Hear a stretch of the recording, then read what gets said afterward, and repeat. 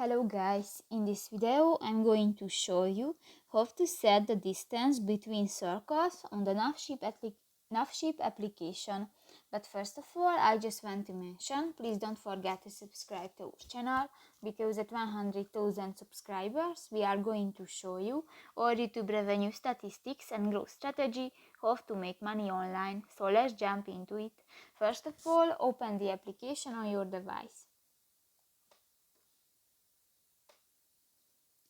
Tap to the three lines at the upper left corner of the screen and go to the second option, the My Boat.